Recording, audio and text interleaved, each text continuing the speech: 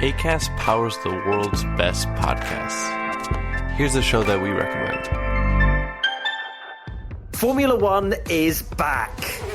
I'm Matt from P1 with Matt and Tommy, the only F1 podcast you need to keep you up to date across the 2023 season. We'll be with you across every single race weekend with instant reaction to the biggest stories as soon as the checkered flag falls. So, if you're a seasoned F1 veteran or you've just started watching Drive to Survive, we've got you covered. Search P1 with Matt and Tommy, hit that subscribe button and start listening now.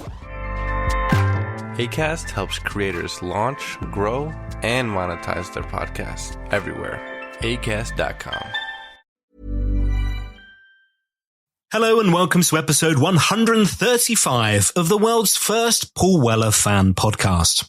I'm Dan Jennings, and 10 years ago, I gave up my live streaming career as a radio presenter with one big regret: never getting to interview my hero, the legendary singer, songwriter, and musician, Paul Weller. This podcast exists purely to solve that issue.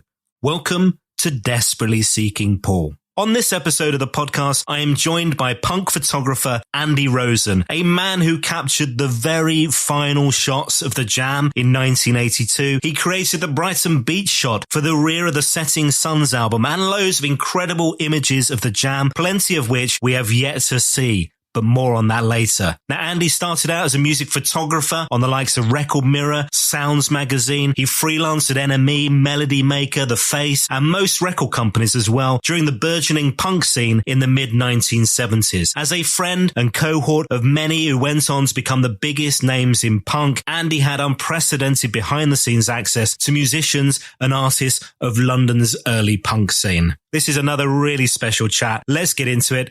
Andy Rosen, thanks for joining me.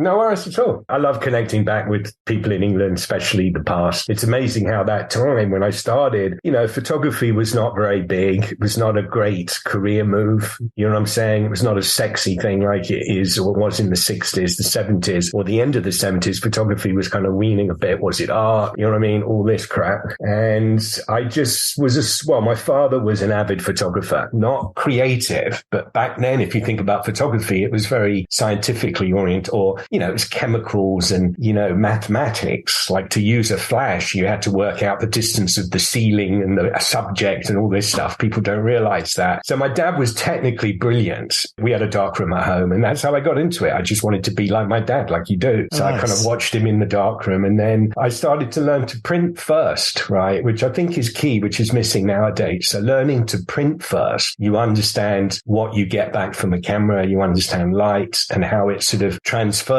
from the camera to a print, because there's, a lot of work goes into it. So that's really how I got into it. And then when I left school at 16 and basically had a schoolboy portfolio, girlfriends, class shots, whatever. Walked into Record Mirror, and there was a guy, Alf Martin, who was, again, just one of these dying breeds of a real editor, you know what I mean, that would sit you down, look at your pictures, give you advice and sort of shepherd you.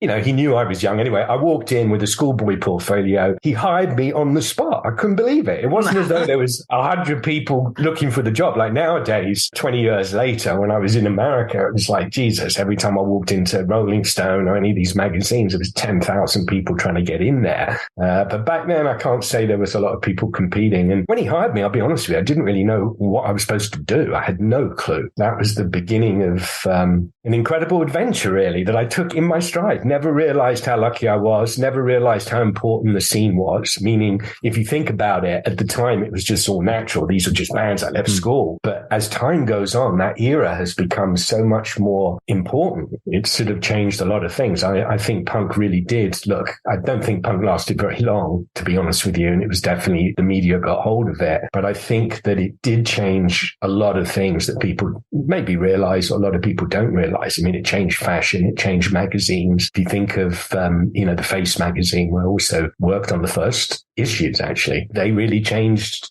how magazines did things, how they picked advertisements. If you remember, the first Space magazine had great place commercials. Up until then, commercials just placed anyway. They would handpick. They would tell advertisers, no, sorry, you can't use that. Go back to the drawing board. Yeah, it was a sort of different time. And from there, I was lucky because working for the press, I would get incredible access. And also because of when I started, which was the start of the punk era, most of the stuff that I did, I got these bands on their first PR photos, which is also an incredible difference than later on. Meaning when you photograph a band early on, they're very innocent. They're not sure of themselves. And as a photographer, I think that you get a more realistic image of them. Once they get going, they got PR, they've seen a few photos, they start their best angle, all these things come into play. So I was lucky that I left school when I did. And I was lucky to get in with sort of Record Mirror and Sounds and all the music press when there was not a lot of competition. Looking back on it, just incredible moment that I never really thought about until after, how lucky I was and how brilliant that era was as a photographer. Flash forward when I left England and ended up in America, I kind of lost the plot. Every band here was heavy metal. I'm in Los Angeles. Every single band looked the same. So coming out of an era where everyone looked different, it was like I came into LA and it was like, Jesus, every band I photographed was exactly the same. In fact, in the darkroom, I could have switched over who I was printing because they all looked the same. It was spandex trousers and long hair.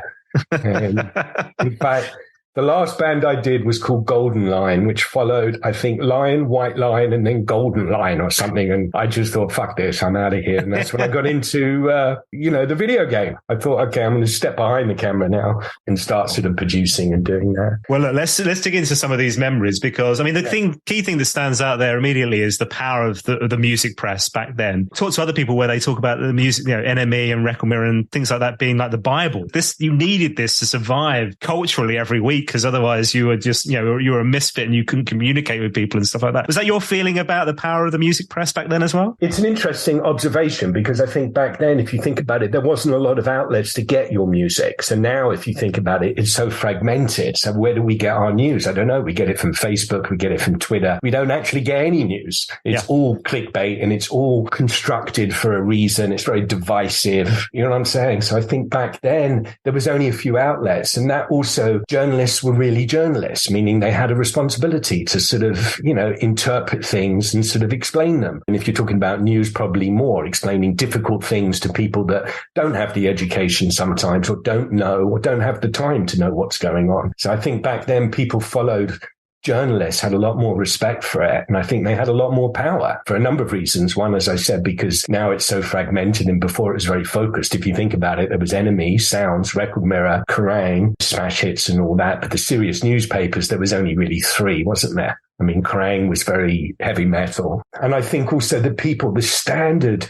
of people back then, meaning the editor, the art directors, the photo editors, I just worked with incredible people that helped me and educated me, took the time to really not just say, nowadays it's like, yeah, we need this done by tomorrow, just email me the pictures. Most people never even meet the editor or even know how it all works, right? Yeah. Back then, I'll give you an idea. I think it was Wednesday. You could probably check this. I think Record Mirror and Sounds were owned by MPAC or something, or EMAP. EMAP. It was in Carnaby Street. I used to work for Bauer, who took over EMAP, and apparently EMAP, they reckon, used to stand for endless meetings and parties. Oh, well, I don't know. I don't think I was ever invited to the parties, actually. But, just the endless meetings, the M bit. Well, yeah, I do remember real editorial meetings where they would, we would discuss every week.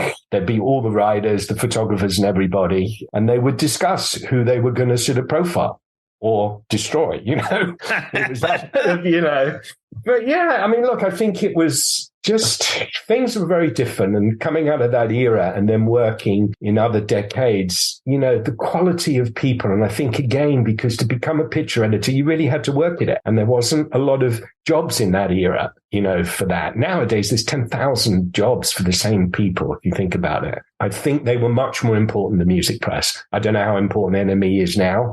I don't really follow it. Online only, and I would imagine not very. I would imagine not very, right? I mean, the only music papers we have in the UK now are real proper like music magazines, I would say. If you're a fan of heavy metal, there'll be a magazine for you. If you're a fan of hip hop, there'll be a magazine for you. But the more, what would you say, the more mainstream ones, there aren't many. You know, you've got Mojo, you've got Uncut, you've got, Push Record Collector, but there aren't many. Yeah. And they're monthlies. Which is a shame because, for me, I loved working editorially, right? I did fashion. It wasn't really my sort of bag. I think the first session I did, it was for Over 21. Was that a magazine? Was it Over 21, a women's magazine or something? Okay, I don't know that. So I don't know. I think that sounds like one of those ones on the top shelf. Yeah, it was. It was one of these sort of, young teeny sort of young woman, professional young women or something. And I don't know how I got the job, but they came round to my studio, which was in Camden Town. And I'd never done any fashion before. And the, fashion editor or stylist, something walked in and said, "Oh, do you have an ironing board?" And I go, "No." What the fuck do I need an ironing board for? Of course, in fashion, they have to iron all the clothes and stuff. Yeah. So editorial was really, really big for me. And when I left England, I couldn't really pick it up. Like Los Angeles had no editorial, like zero in any capacity. Everything was out of New York and whatever. So I kind of lost the plot a little bit out here.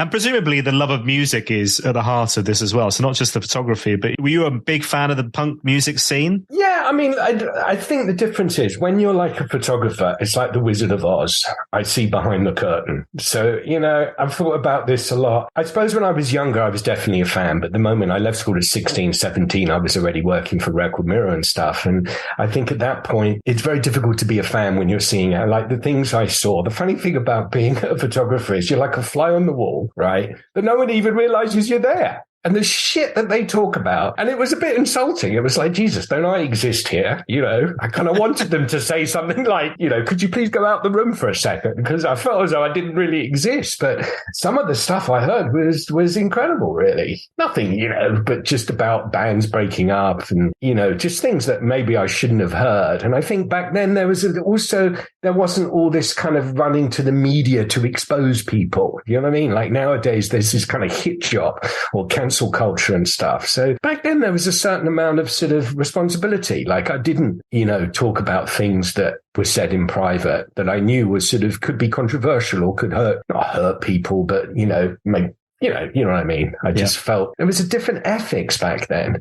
And I think, we could get into why that is. And I think social media, all this other stuff, the polarization now between groups and political leanings, everything is just exaggerated to a sort of cartoon image in a way, to me anyway. Let's talk the jam. This is the Paul Weller Fan Podcast. Yep. You were a fan before you photographed? Yeah, definitely. Look, absolutely. I think there was 3 bands for me. Look, there was a lot of great bands. I'm not knocking any of them. And all of them, as I said, they were all individual. That was what was so great about that era. They all had, most of them, there was none of this Me Too stuff. People really wanted to be original. It was kind of key. Now it's the opposite of that. And I think that there was only 3 main bands for me. That's the Pistols, the Clash, and obviously the Jam. And then for me, the Jam resonated the most, mainly I think because of the songwriting. I mean, obviously it's sort of debatable, but I felt as though Paul's songs were really well just connected. Down in the tube station at midnight, Take Away Curry, all that stuff just resonates. I'm sure you remember down in the tube station at night, and all that stuff, and a Take Away Curry and all that. And I think he was just an incredible songwriter, and also live, just incredible. When I did end up, and I photographed them a lot live, just the amount of guitar strings and the energy that he would gritting his teeth and,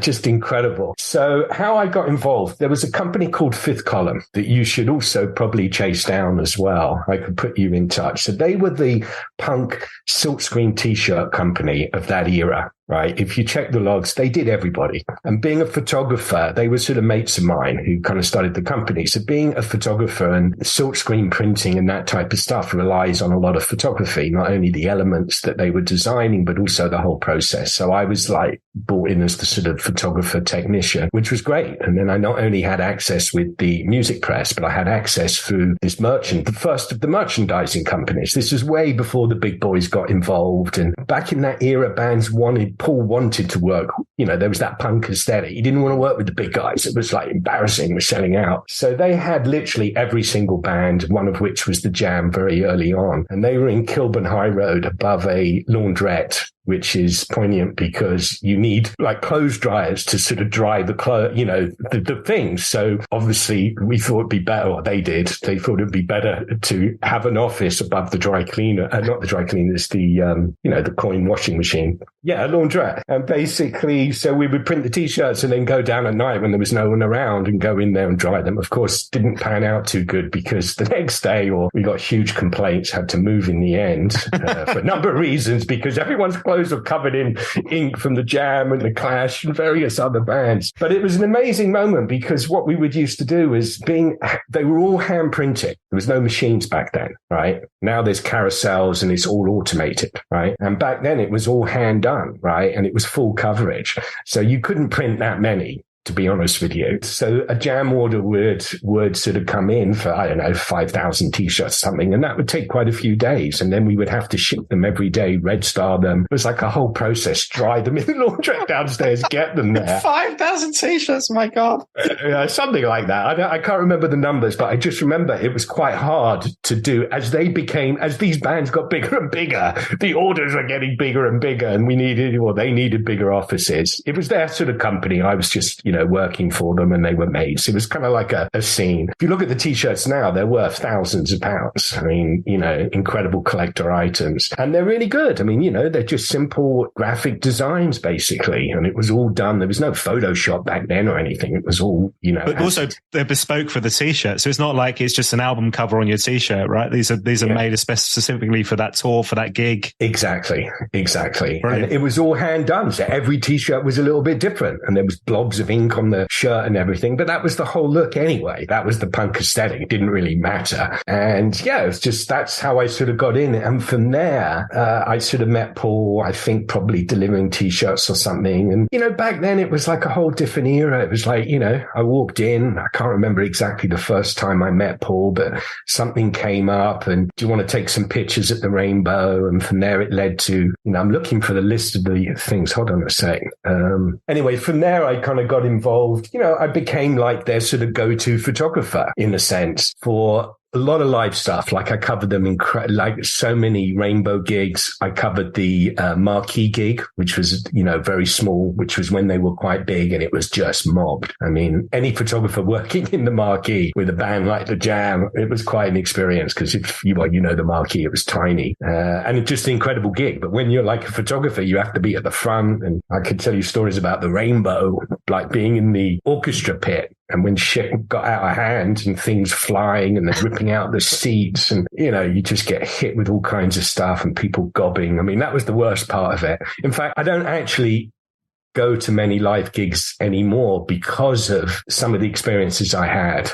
Not that I'm scared of it, but mentally scarred by the gobbing. Well, not only that, but it's just like, when shit flies out of control and you're in a sort of a mob of people, it's like anarchy. I mean, anything happens, and there was a lot of shit happened, fights and skinheads, all that kind of stuff. So, and I ended up doing, I can't find that list, but I did obviously, the Setting Suns, which I'll tell you a great story about that. Well, yeah, let's talk about this. So this is this is actually the background for this Zoom call for you as well, which is, so here we are, the back sleeve, Setting Suns, Brighton Beach. Yep. You've got the full shot behind you as well. I've got the album here. So talk me through this. So this comes after you taking photos of the Jam live in 79, right? Yeah, obviously very early on. I think I got involved with sound effects, starts, and the Town Called Malice. I did the single cover for that. And a few other things along the way, posters and stuff, and just bits and pieces. But as I was saying, it was so laid back then. It wasn't like now where everything got to sign a copyright thing and, all this other crap. It was like, hey, Angie, do you want to come down and take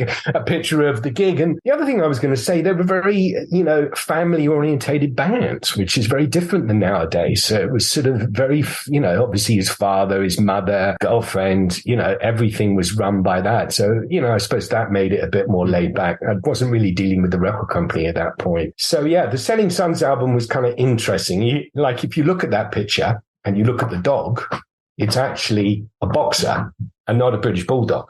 And it's supposed to be obviously a British bulldog. Yes. But no one really notices because it's so iconic. And I must say, Robin Richards was the art director at Fifth Column.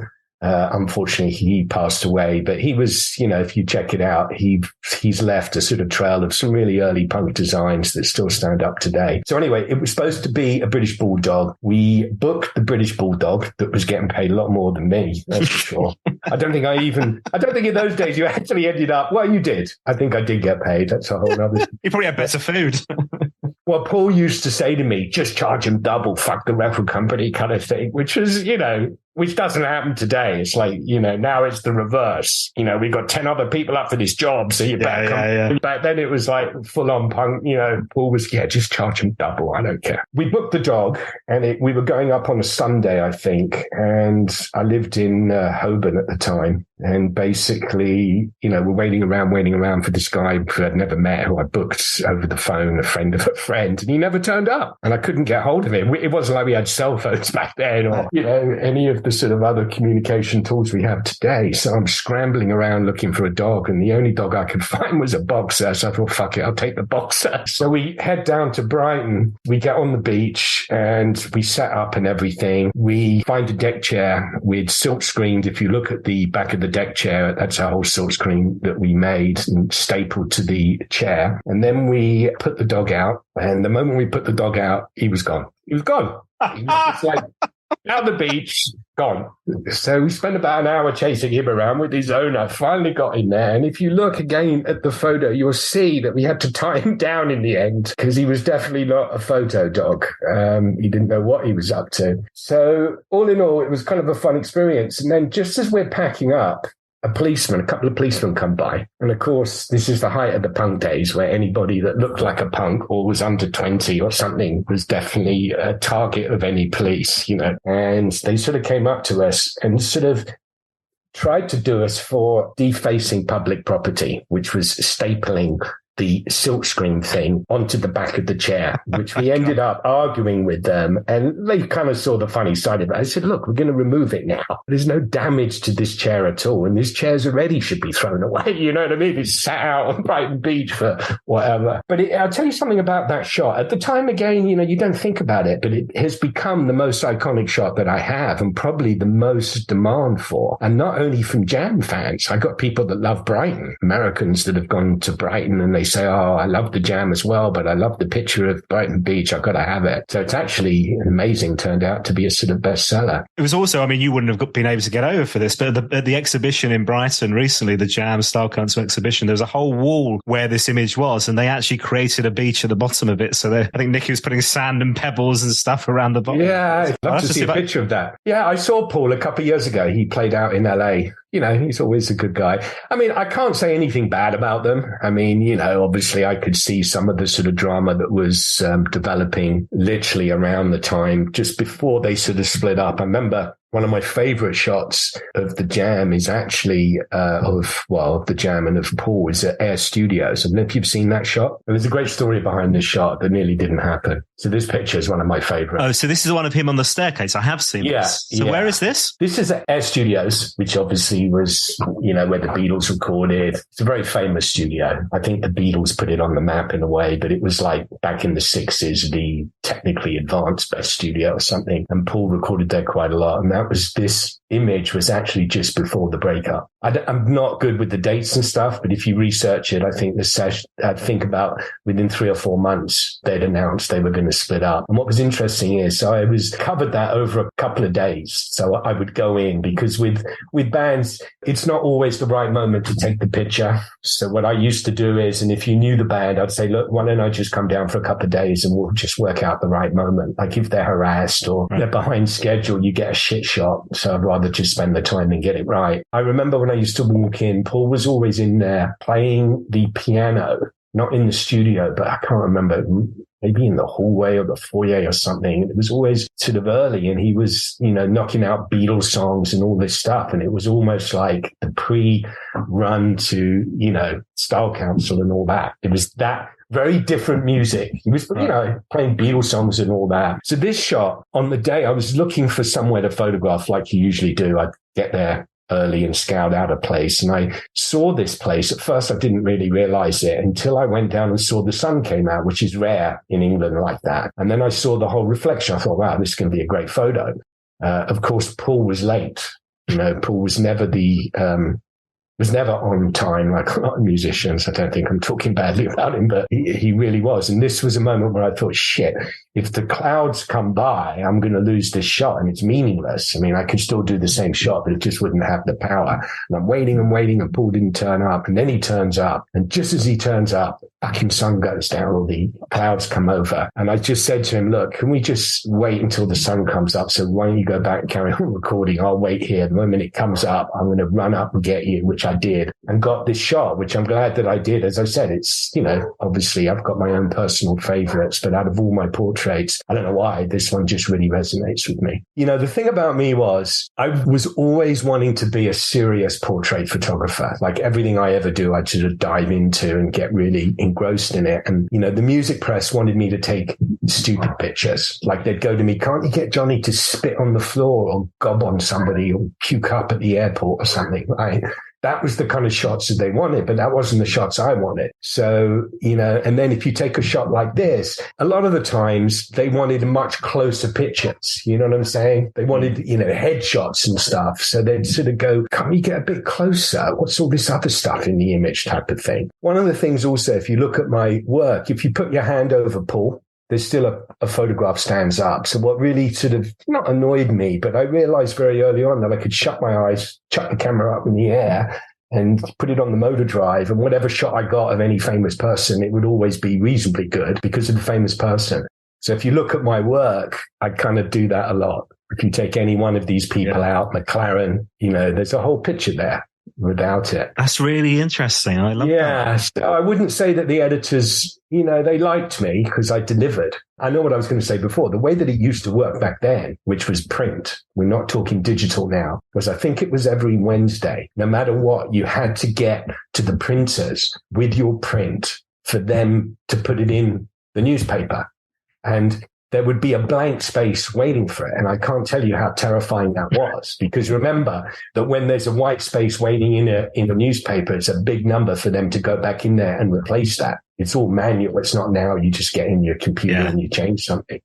So it was quite hectic. And if they sent me on a trip abroad, like, I did bands like Bad Manners in Helsinki or something. And if you came back on a Tuesday night, you really just had to go straight to the darkroom and get ready to get it in by, I think, 11 o'clock on a Wednesday morning. So again, the whole flow of how you worked was so different in an analog world than it is today. I mean, I don't think you go anywhere. You just email it. No, exactly. Yeah, exactly. It just comes over on a transfer. Right? Did that shot get picked up by anybody? Did you use that? And did it get used anywhere? Yeah, it was used in, I think it was used in probably Sounds or Record Mirror or maybe the Face magazine. I can't remember. But again, they would cut into it. So they would zoom into it. Well, what I used to do was most of the work that you're seeing here, I used to take another camera and do my own stuff. And I'd always do portraits. So obviously bands are really difficult because when you've got 5 guys, how do you create some sort of graphic visual when you've got to get 5 bodies in the shot? It kind of destroys any structure that you're trying to make. That's why band shots kind of always look, to me, there's only a certain amount of ways you can place it to get a background or place people. So I would always photograph. I'd always grab these for myself. So some of these were never actually published, but the set around them was other images of the band and stuff that they used, but probably not a lot of these. That's brilliant. Wow, amazing. This is almost this personal archive, this personal portfolio that you've got as well. The problem was that most of my stuff is in negative, and obviously traveling, bringing all this stuff with me. I never touched this when I left London, I boxed everything up, put them away, archived them properly in complete darkness, left them at my mum and dad's in the attic, and never touched it for 20 years, to be honest with you. I had a certain amount of negs with me that was my exhibition. So I exhibited in Australia, London, in the Photographer's Gallery in 84, just before I left London, and then in Los Angeles, and then recently at the Proud Gallery in Camden. Yeah, so that was almost like a 20-year gap? Yeah, and it was amazing, opening this box and just going through the stuff, and I'm still doing it. I mean, if you go to my Instagram, it's very laborious and very hard to digitize a lot of stuff. when you've got 50 rolls of the jam, just digitizing 50 rolls and of the quality that I need. You know, the better quality, the longer the scan is kind of thing. But if you look at Instagram, like yesterday last week, I found a picture of Paula Yates. I think it was her 18th birthday party. And I've got pictures. I'm about to post them of Bob Geldof and Billy Idol, all in sort of Speedos. It's quite funny, man. You know? But these have never been seen. No one's ever seen this before, and there's a whole bunch of them. But you're right. Where do you start? The amount of stuff you've got. I mean, you're never going to get that all scanned in your lifetime, are you? Well, I'm getting there. It's a question of, you know, look, I don't digitize everything. I go through there and I pick the ones I want. But even that process takes a long time. And then the whole digital darkroom stuff, even though, look, I'm a purist with my portraits. Like everything that I'm showing you is shot. I've never enlarged. Everything in the image was supposed to be there. Do you understand? I don't shoot and then crop later. I don't use any filters, don't use anything. And I don't digitize any of the stuff. I definitely use Photoshop now to enhance some of the things that I would do in a darkroom. And it's pretty amazing. I mean, I'm totally embraced digital, but it's very, very long-winded. And there's too much choice. You know what I mean? So you end up, which one do I want? Do I want the dark one, the light one? Do I want this one? But, you know, I'm getting to it. I'm about to I seem to do it at Christmas time. It's like, you know how people have certain things they do at Christmas. Well, for me, it's kind of scanning. But I'm finding incredible stuff that I didn't really value before. Like, you know, as I said, I wanted to be a great, you know, portrait photographer. Everything had to be of the highest standard. So there was a lot of what I call ambient stuff that I didn't really see that's become quite valuable. You said when you were going through some of these negatives to me when we were organising this chat that you were scanning some old jam ones recently. And there's the final gigs, right? And this is Paul Weller ringing you up, asking you or telling you to come along, essentially, right? So that final gig in Brighton. Yeah, I pulled them up for you, actually. Now, I love this shot. So to me, John Weller, anyone that was around the jam, that was close to them, you know, backstage and all that, from the beginning to the end, he was always there. And he was, you know, obviously not the typical music business manager, but he was a great guy, very normal, very approachable. I mean, I just remember things like I'd be, you know, in the office talking, he'd stand up, he'd pull his trousers down to tuck his shirts in, he'd be standing there with his underpants. And you know what I mean? Do you remember people used to do that? You know what I'm saying? When they would tuck their shirt in, like your father did. And it was kind of like this father figure that was always there. And, you know, thinking back on it, and then his mother and all that. But this shot was the last shot. Everyone's gone. Paul's probably out partying or whatever. And I just thought, this is him, the father, realizing that it's the end of an incredible era in a way. And to me, this shot is really powerful. A lot of people don't know who he is or whatever, or even resonate. But I think anybody that around the jam would sort of, you know, find that kind of interesting. Absolutely. So yeah, I got a phone call. I don't know if it was from Paul, but it was definitely from either the father or somebody, definitely not the record company, that just said, look, you know, you've done so many pictures. Why don't you come down and cover the band? Now, I've photographed them so many times live. Like I've got hundreds of images of them live. Basically, I thought long and hard and I thought, okay, I'm only going to get one chance to get an iconic shot in a way. And I've got so many from the front,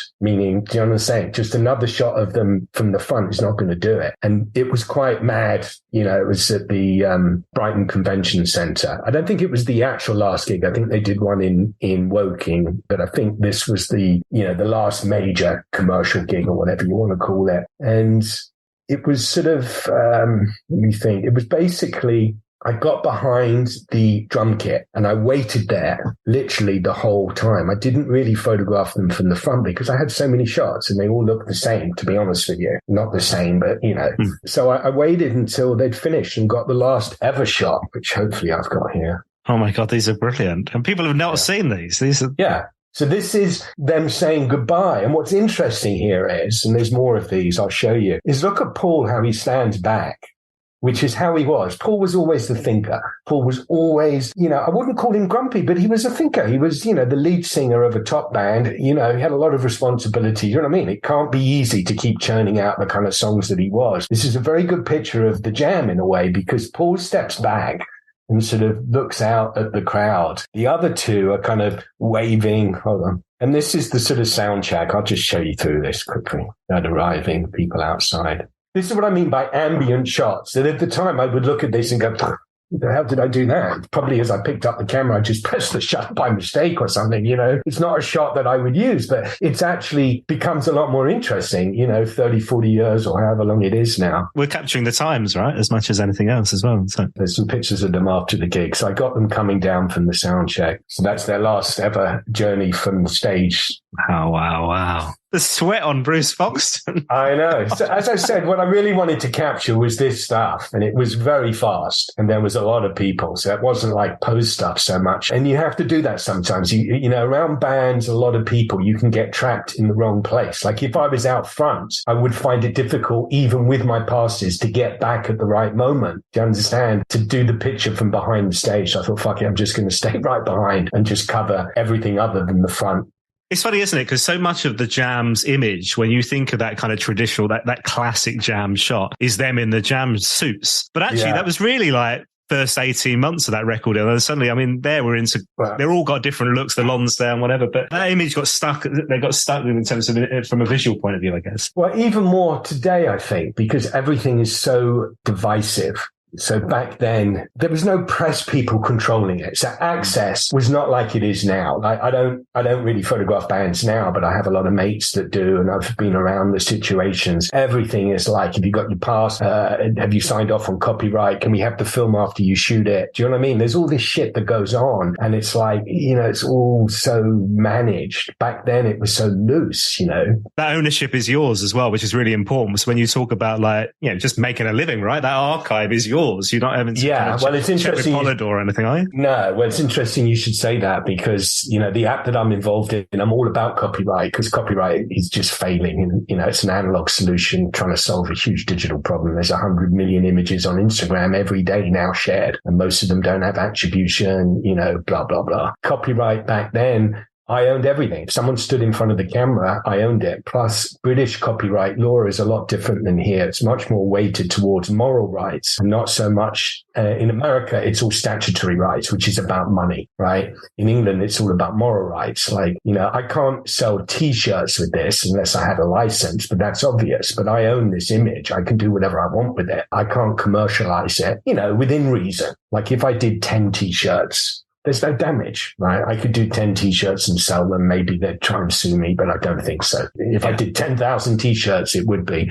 Okay, so this is the marquee gig. And, again, right, these guys here, anyone that was around there, I think this is Kenny, That's Kenny Wheeler, guys, isn't it? Yeah. Yeah, but all these guys, it's like for me and for other people that were there, not the new fans, but this is a sort of caricature, isn't it, of exactly how I remember the moment. These people and faces, it's not just the band, but look at Paul, this is the marquee. And I'm like, I don't know, stuck in the throng of it here. That reminds me of John Wilson came on the podcast and talks about the hairy nature of the crew. that picture captures that perfectly. Yeah.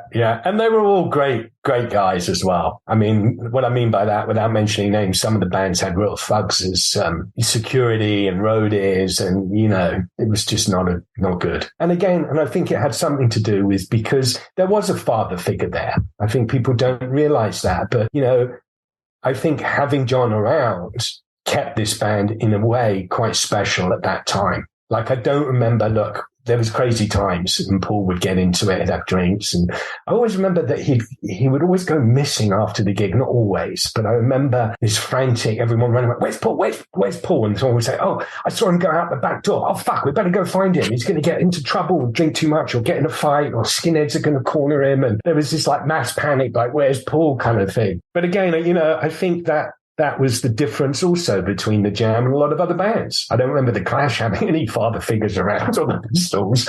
If anybody, I suppose it was McLaren, God, yeah.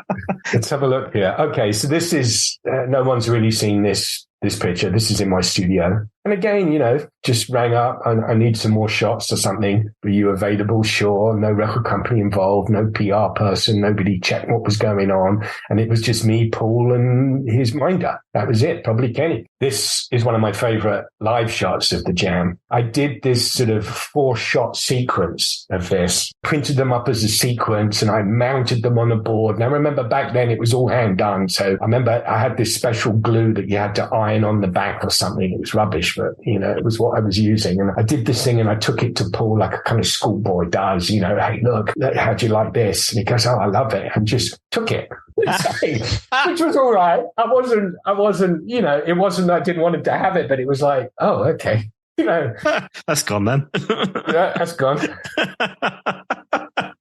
This is kind of cool. And, some of the people will remember he always had, motifs on the sort of guitars and stuff. I mean, no one's seen any of these, trust me. There must be a temptation to put these, you must have been asked or thought about it, surely, to put these in some kind of book, right? I do, but it's like, look, I'll be honest with you.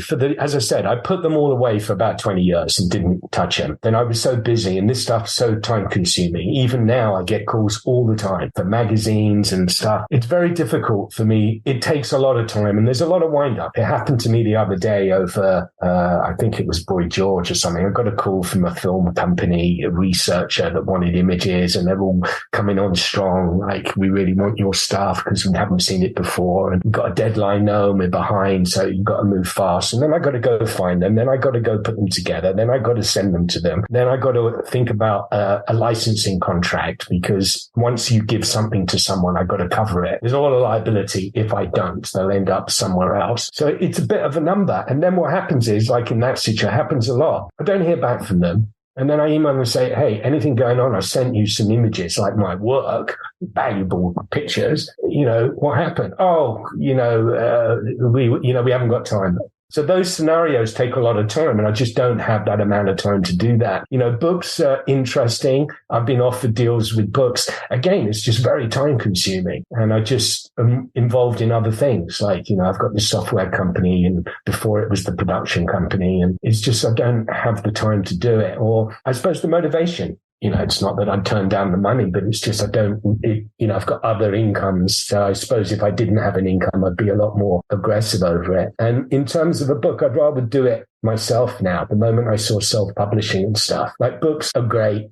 It's like exhibitions, right? A lot of work. The Proud exhibition was literally 6 months of work. Not all the time, but I had to fly to England twice, set it all up, and then deal with all the stuff. And I'm not complaining. I'm just saying, very difficult to eke out that time. And also, I'm very into technology. So I've built a virtual exhibition that's incredible. So I don't know if you've used any of the Oculus or any of the VR stuff. Yeah. Oh, the headsets and all that, yeah. For certain things, it's really good. Like, I think it's very early days. I've got the Oculus, and in the beginning it was great novelty. And now I kind of I only use it for certain things, which is building this sort of gallery, because it's phenomenal. You can walk in this gallery, walk up to a huge image, right? You can really make them big in this sort of virtual environment and create the most incredible environment for it. And, for me, that's where I'm going with exhibitions. So it's like a hobby. It's not a full-time thing, but I'm building that slowly. It's nearly sort of ready. So yeah, I'm reluctant to do exhibitions and even books, because I can do the books on my own, and I'd rather sort of service a sort of niche. I've got collectors collecting stuff, and I sell prints, like signed limited edition prints, and I have open editions. I do sell images, but I'm not aggressively going after it. It's usually people find it through my website, or, someone nicked it, or I don't really care, to be honest with you. A lot of the people who are using my images are sort of fans and stuff, and, I'm not going to stop them doing that. Like, if they're doing t-shirts and stuff, that's a whole different ball game, but most people are not going to do that. Hey, look, this has been so lovely, Andy. Thank you so much for taking me through this portfolio and sharing these memories with me. And I feel from the conversation we're having, I feel like the punk element of you has not gone away. And by that, I don't mean the spiky hair and that kind of, I just mean lost most of my hair. I mean that kind of ethos and that can-do attitude of just, I'm going to give things a go and I'm going to crack this and just have a go at stuff. Your career since the photography is so kind of eclectic and moving in all these different directions, but it feels like that punk mentality is still deep within you. Yeah, it is. And I think it's sort of, everything that I've done, and I'll send you links, you can see actually, but it is related. And the funny thing is, so this is my company, and what I'm really doing is just protecting digital content. So I'm creating like a passport that goes with it wherever it goes.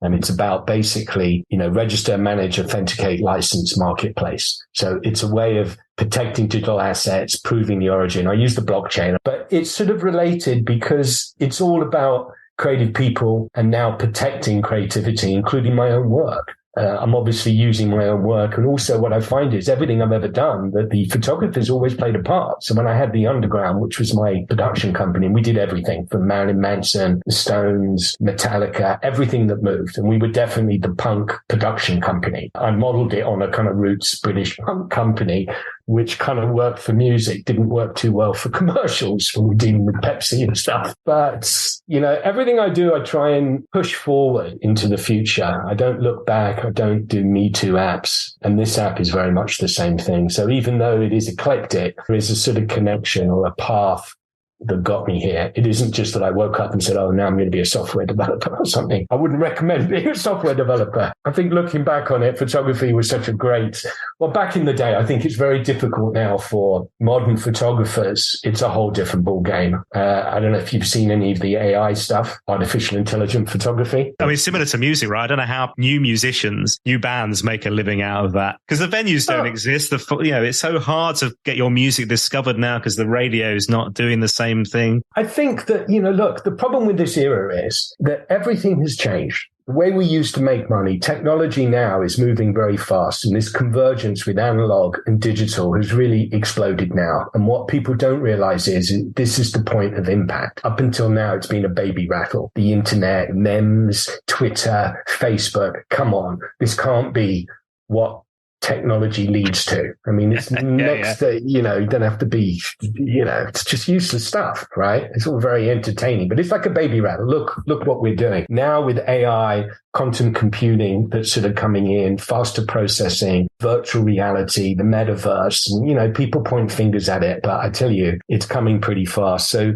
what I was saying is people need to adapt. Bands can make money. They just can't make money trying to make it the same way that the Rolling Stones did, or even the Jam did. So when you look at the sort of black music or the rap music scene, they make most of their money outside of all of that. Merchandising, they become influencers. You know what I'm saying? That's where they're making the money. The music, unfortunately, and you can't knock it, becomes just one part of the big picture, right? So I think a lot of bands just need to sort of adapt. I think bands can always make money. I just think that we're in this, and our generation, unfortunately, are like the beta testers, aren't they, for this era? Nothing's really going to work yet. The metaverse, all of this stuff, it's not going to work yet. It will in 10, 20 years. And unfortunately, we're going to just go through this sort of turbulence, which we're all going through politically, cancel culture, whatever your beliefs are. It's there is something, a big change, and you can definitely track it to, technology. I just want to show you something because I'm really into this at the moment and I think you should know about it. Okay, so this is an AI picture. There's no photography involved at all. I typed in what I wanted. What? That just looks like a perfect human being. Yes, exactly. So this is basically AI, which is steaming in, causing massive disruption. I mean, it's killing the stock agency business. There's this whole thing now, about, is it art, which is ridiculous, right? Does it matter who created it? Do you understand what I mean? It doesn't really matter. What is art? You look at it, you like it, says something to you. I don't know what art is. And then there's poetry. So there's computers are putting out poetry now that is as good as, if not better than most poets. And that's really sort of challenging human beings. Well, it's challenging because you don't know, you think about, people will have their favorite poet. We're followers of people that we like, whether it's people like Weller or whoever. You can't follow an AI, can you? Yeah, but it's again what I'm sort of saying, that things are changing. It's like the foundation is changing. It doesn't happen in everyone's lifetime. So you can either fight it, which is what they're doing. Imagine the copyright guys, they're all over it. All the attorneys are licking their lips and they're putting the fear of God in people. And then it's like, who is the copyright holder? So basically, is it the machine? Is it the algorithm? It's kind of like, remember, the copyright system hasn't worked out how to define an NFT. And now they've got AI, which is changing everything. But I just wanted to show you something else. Hold on. Okay, so this was my AI ballerinas. It's just incredible. I mean, that's remarkable. This looks like a photo shoot of human beings. Look at that. So you can imagine, I'll send you articles, what's going on. Can you imagine the mayhem of the old school analog guys and the legal people trying to quantify this. And you've got Getty Images saying that we won't allow an AI images. And then you've got people saying that it's copyright infringement because they're basically scraping images. So how AI works is it's basically data, right? So they're actually scraping all these images, turning it into data, looking for patterns, and then they recreate it. So it's not a montage of all these pictures. It's a question of the AI going in there and learning the patterns of human beings, but they're sampling real pictures. That's where the copyright law is going for. Okay. So they're saying that it's not fair use because whatever, but they're not going to win it. Trust me, I'm all over it. And video is also coming. The whole video business is going to change. I mean, bands are doing incredible. There's AI people doing videos for bands. I'll tell you something as well. AI, most of the articles that you're reading are AI assisted. So most of the media that you're looking at, most of the articles that are put out, you know, how there's these people that just generate clickbait and articles to promote things. Most of it is now being generated by AI, which, believe it or not, is incredible as well. Just the same as I type in, I want a picture of a ballerina with whatever, and it comes out. That's remarkable, isn't it? Wow. I know. Wow. Anyway, I thought I'd show you. And you can see I'm infused by the future. And I think, just to leave you on this note, the best thing about it is I'm just infused by the mayhem. Punk was like that. You know, I think the best thing about the punk scene was, so when you're 16, you leave home, your parents can't stand you anyway. Society shuns you if you're at least moving on the sort of fringes of things. And the best thing about punk was just the reaction. It was just like, if you're 16 and you walk down the street and you see people crossing the street, it's like magic. You know, it's everything you want. As you get older, it doesn't really count that much. But I see the same thing with all this technology. So I kind of get off on the mayhem, you know. I love it when people have thrown the status quo is challenged, which is what's happening here. If you just look at art, the whole status quo of art is up in arms and everybody's all over it. Wow, Andy, this has been so lovely. I have 2 questions for you before you go, okay? Yeah. You're allowed one Paul Weller song for the rest of your life. It can be The Jam, The Style Council, or solo. What are you going to go with? I'd say Down in the Tube Station at Midnight. Why that one? I think, I don't know, because I suppose it just resonates with having been in the tube station at night. And I don't know, I don't know. I'm not sure why. It's such a visual song, that, isn't it? It paints such an incredible picture with the words, but the sound of it as well, with Bruce on the bass, Rick on the drums, Paul's vocals. It's an incredible piece of work, that. Yeah, Eaton Rifles was also good just in terms of the lyrics and stuff and what it meant. I mean, I think, when I look at songs, they appeal to me in different ways. Sometimes songs, doesn't matter what they say, it just sounds good, Other times it's really the lyrics that resonate with me and then drive why I like the song in a way. I think with The Jam, it was always, as I said, when I started, it was the sort of lyrically, it just appealed to me, connected with me, which I think is why people like certain bands and not the others. For people that like The Clash, they'll say the same thing. Final question. So purpose of this podcast is to meet amazing people like yourself who have had these incredible careers, but also these links with Paul, these stories with The Jam, The Style Council, or solo. But it's also for me to get the interview with Paul Weller that I never managed during my radio career. I was a radio presenter. I gave up around 10 years ago. That was my one big regret, that I never got to interview Weller. So I've created a podcast to make it happen. Amazing. Have you interviewed him? You have interviewed him. No, not yet. No? We're still going. That's the point. We've got to get to the end game. Haven't you asked him? I'm having too much fun doing this. If it happens, what should I ask him? What do you reckon I should ask him, question-wise? That's a tough question, really.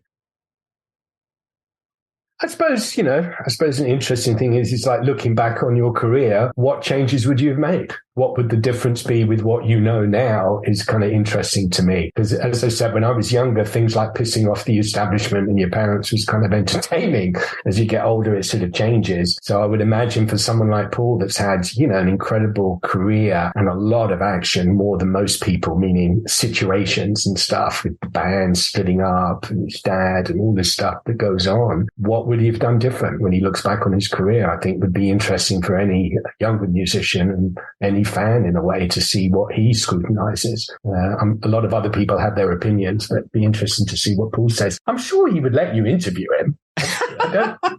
I'm going to handwrite a letter, because I think that's all the fans who used to get letters back from Paul. I think that's the way forward. But how long have you been doing the radio thing for? Well, I was a radio presenter for like 20 odd years. Then I haven't been doing it for about 10 years. I work in a media agency now, but and then been doing this podcast since December 2020. So okay, I can't imagine that he hasn't contacted you. Well, I'm not heard a bean, Andy. Honestly, bugger all. I'll email. I don't think I got Paul's email, but I got his sister. Oh, Nicky's been on and Anne's been on, but we're hopefully getting there. It's a bit like a velociraptors in Jurassic Park. It's like the pincer approach. I'll send him something. Well, thank you, Andy. Thank you so much for joining me, man. Thank you. Take care. I hope it all sounds good when you edit it. What a smart cookie. That is Andy Rosen, punk photographer extraordinaire. His photographs of the Jam are just stunning. And here's something really special, okay? So we videoed some of our chats. And if you head to my website right now, you can see some of the images of the Jam being shared for the very first time ever. Okay? A proper world exclusive Andy Rosen's images, something very special. Have a watch on my website, paulwellerfanpodcast.com. And whilst you're there, there's also a great offer for 3 of the prints as well. Just head to the show notes for this episode of the podcast. Andy Rosen. It's at paulwellerfanpodcast.com. And whilst you're there, you should know by now, hopefully, you can support the podcast. If you want to get our exclusive merchandise, you can. A nice t-shirt for the summer will be lovely. Or our first official podcast mug, which I'm told, and correct me if I'm wrong, band members, maybe Mr. Weller, get in touch, but I'm told there are official Paul Weller Fan Podcast mugs at Black Barn Studio, Paul Weller HQ right now, okay? How lovely. And if you fancy it, you can also support the show by buying a virtual coffee as well. By doing that, you get onto the roll call for this podcast. Doing that over the past week. Thank you so much to Steve Henson. Thanks to you for your virtual coffee. Hello to John Reed. Hi to Mark Josling. Hello, Mark. He says, I've loved all the podcasts from episode 1, and the Nick Hayward one was one of the very best so far. He came over as a really top bloke. Keep up the great work. Cheers. Oh, thank you, Mark. That's really nice to hear. Hi to Mike C. Thank you to you for your virtual coffee. Hello to Martin Bonham, Simon Cartilage. Hello to Alex McLaughlin. Hello, Alex, who says the Nick Hayward episode was another winner. Nick was a cracking listen. Hello to Martin Glover. Thanks to you for your virtual coffee as well. And Steve Perry, thanks to you, sir, too. Cheers for all your virtual coffees. If you want to get in touch, you can do. Just head to my website, paulwellerfanpodcast.com. And next up on the podcast, we're going to celebrate 40 years of the Style Council. Incredibly, it's going to be 40 years since that very first single. And my very special guest will be Darren Fletcher from the Style Councillors, who will join me on the next episode of the podcast as a little Style Council celebration. Make sure you follow, you subscribe wherever you get your podcasts, Apple, Google, Spotify, and more. You can also find me on social media. Heck, get in touch, but also spread the word, okay? At Weller Fan Pod on Twitter or on Instagram or Facebook. If you just search for Paul Weller Fan Podcast, you can find me there. Get in touch. Be lovely to hear from you. Thanks for listening. I'll see you next time. Acast powers the world's best podcasts. Here's a show that we recommend. Hi, I'm Kara Berry, host of Everyone's Business But Mine. Think of me as your friend and fellow busybody as I talk about everything under the pop culture sun, from how to detect when maybe Chloe and Tristan are back together based on the types of IG stories she posts, to recapping your favorite reality shows, from Sister Wives to Vanderpump Rules, the Housewives Cinematic Universe, and the upcoming TLC show Seeking Brother Husband. So check me out. Everyone's Business But Mine airs 3 times a week on Apple Podcasts, Spotify, and everywhere you listen to podcasts.